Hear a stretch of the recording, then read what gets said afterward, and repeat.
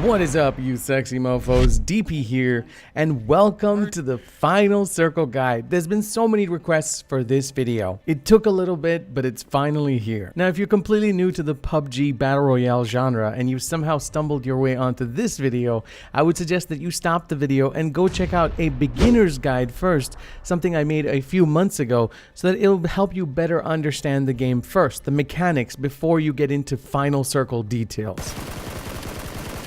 I've also made a few gear selection maps, gear selection guides, along with a few gun guides that you might have already seen in the past. I'll leave all the links and the details down in the description below, and also a thumbnail on the top right hand side so you guys can find those videos a lot easier. I feel like I always have to put a disclaimer out there on all these videos. I'm not the best player in the world, but I'm certainly not the worst. I bring a lot of experience, over 2.5 years of experience in Battle Royale to the game, but I'll talk about that at the end of the video. Alright, so let's get started. It's down to maybe the final 5 or top 10 situation, and you found your way into the final circle, and there's only a few shrinks left before the match ends. Now I'm going to use this particular match along with a few others to show you guys how many options you really have in Final Circle. And I've boiled it down to 3. Rock, paper, scissors. Let me explain. The rock, in my opinion, is someone that sits in the middle of the circle at any given point, whether it's in a house or a bush or even in water. And their sole purpose is to snipe people as they come into the circle.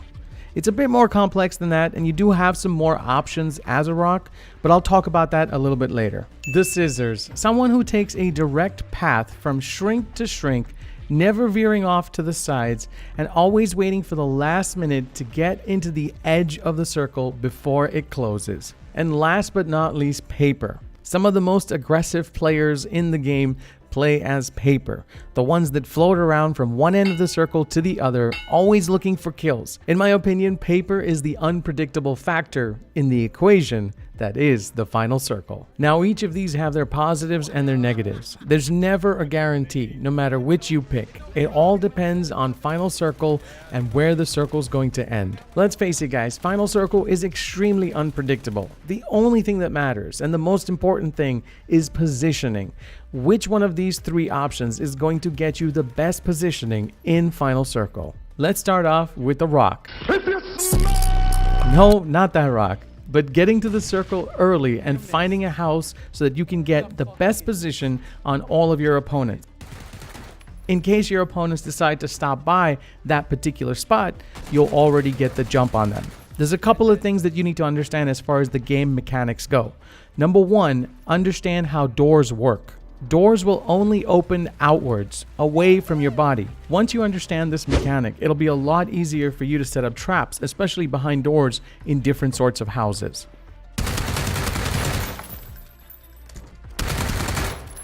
Setting up traps is key as the rock, especially when you're in Final Circle and you're stuck inside of a house. You want your opponents to drop their guard, and the best way to get them to do that is to drop a first aid kit somewhere in the middle of the room. Trust me when I tell you, when people see first aid kits, they stop checking corners and they make a straight beeline for it. And it works way too well, especially in Final Circle, when people aren't expecting to see a first aid on the ground.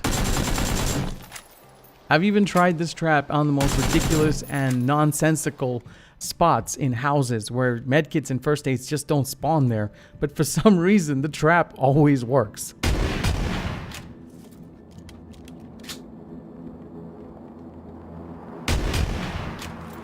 Tip number 3, learn to move without making a single sound. It makes your traps that much more effective, especially if your opponents can't hear you. Now, you can move effectively through an entire room by just tapping on your forward key. Just don't move forward completely. Just tap on it gently and it'll keep you propelled forward a little bit at a time. I can already smell blood in the comments. People going, DP, I can't believe you're teaching this to the people, to these nerds. I can't believe you're going to teach people how to be campers. Listen, the only thing I'm going to tell you about this is don't hate the players, hate the game. It's a strategy that's absolutely available for people to use in the game, and that's why I'm going to teach it. Tip number 4, this is the most important one that you need to remember, is that if you're going to play the rock, especially try to get to center circle as quick as possible. There are going to be other people that might beat you to that. So when you get there, look for other rocks that are like you, that are hiding in similar style buildings or in your general area. After all, this is Battle Royale, and there's never a guarantee that you're going to be alone, no matter which house you pick. And lastly, tip number 5. As the rock, you have the ability to hide behind full cover. If you're in a building or a house, you definitely have the advantage to be able to push people outside of the circle, forcing them to use their valuable med kits and their heals. Now this is really useful, especially if you're on a squad server and your entire squad goes down. You're going to need hard cover to be able to push entire squads outside the zone and maybe, just maybe, even win a chicken dinner. Nice. We got this. There's the last. There's the last. One to the right. I'm hitting the fucking... Okay, one to go. Nice. Last guy's right next to you. He's down here.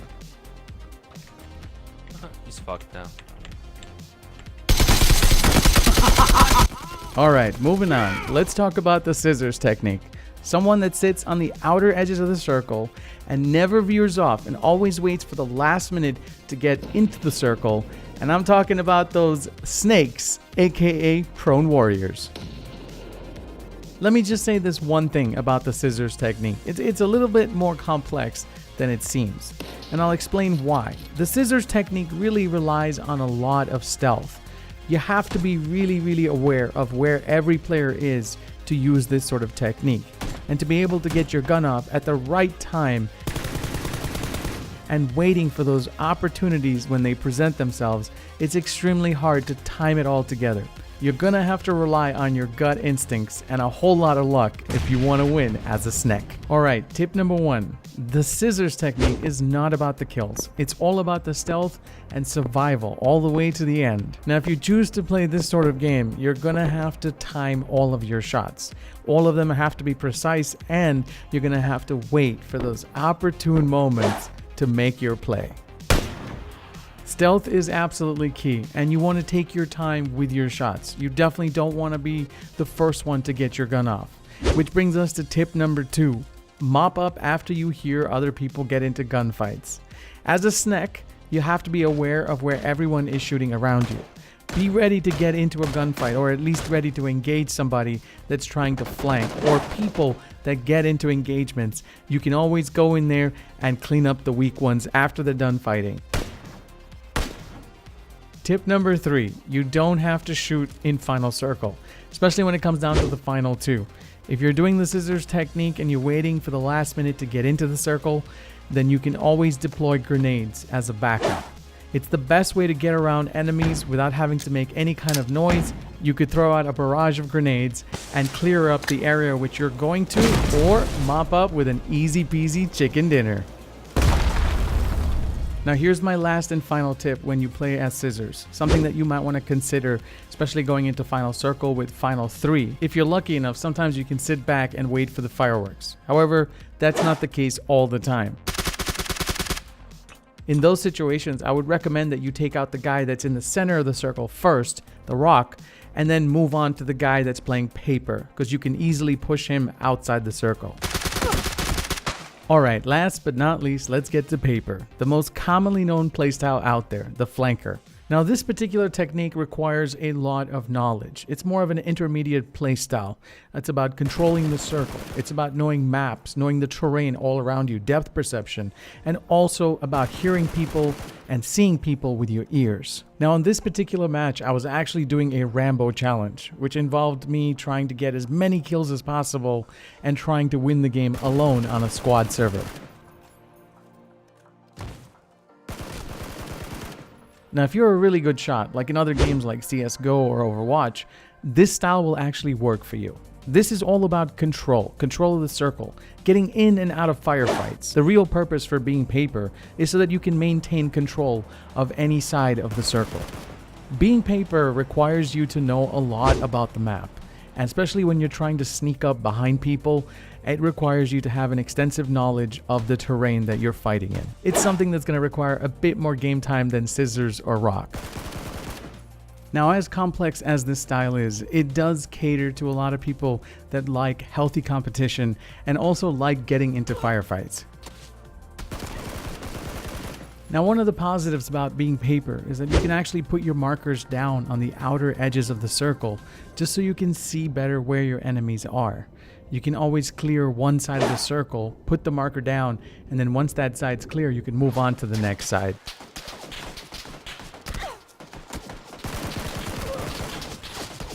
This is definitely one of the most durable techniques out there, especially in Final Circle, because you're constantly moving, you're juking, and repositioning after you shoot. I'm sure that you've seen some of your favorite streamers use this technique as well. It's a high risk, high reward sort of situation.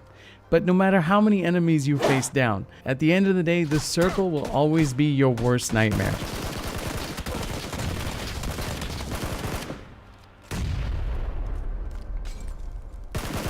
You have to pay attention to the circle, because in this paper/flanker strategy, the circle is always going to be your worst enemy. A couple of quick pointers that I would like to make before I end this Final Circle guide is that you don't always have to loot bodies when you get into Final Circle, especially the ones you kill.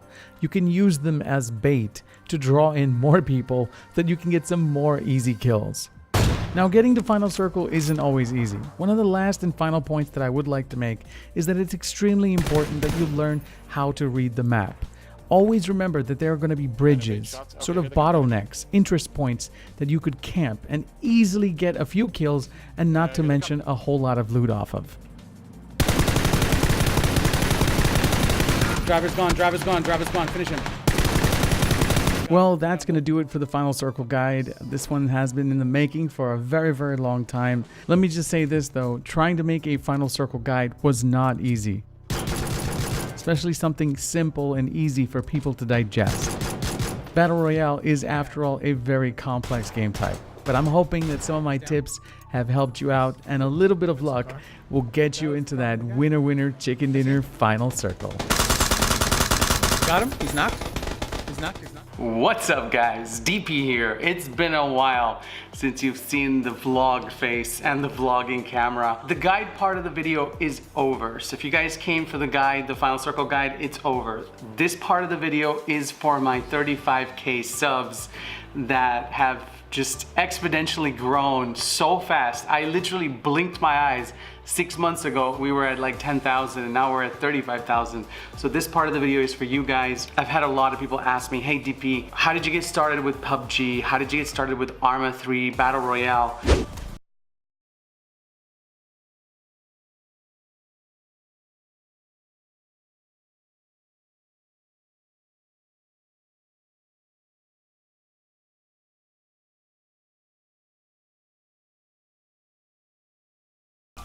Even said fuck.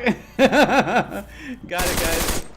And the first thing I want to say to people that come in and see all my guides is that I've been playing this game for over 2.5 years, probably around 3 years. I think 3 years ago was the first time I ever made a Battle Royale guide. I got into the game, I loved it. I started talking to Player Unknown at the time. He was just coming into Arma 3 and modding for Battle Royale, and I played the Hunger Games. I played many different versions of the mod, and I stuck it out actually with Player Unknown's Battle Royale, and I streamed it for almost 2 years. And I get asked this question quite a bit. How many chicken dinners do you have? Or how many wins do you have? Like I said, I've been playing this game for over 2.5 years.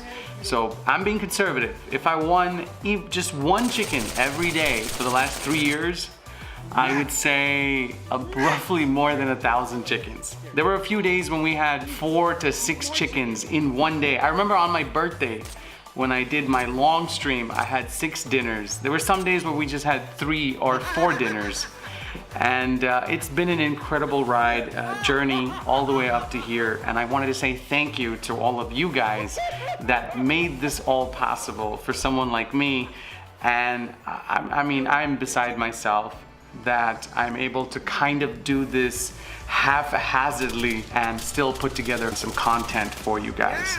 So I just want to say thank you guys for everything. Thank you so much to all the people that like my videos, that share my videos, that leave comments. Thank you to all my Patreons who make this dream possible for me. People like Queeftard, Freddie, Jacob, and Lowry. Thank you guys so much for being part of the Sexy Mofo fam and contributing so much and helping me out financially, because this has been a lifelong dream and it's been driving me to do more and more and more for you guys. I hope you guys enjoy these sorts of guides, because it takes a lot of time scripting, writing everything down to make it all possible, and to put all the pieces of the puzzle together, and recording as well. It takes a long time.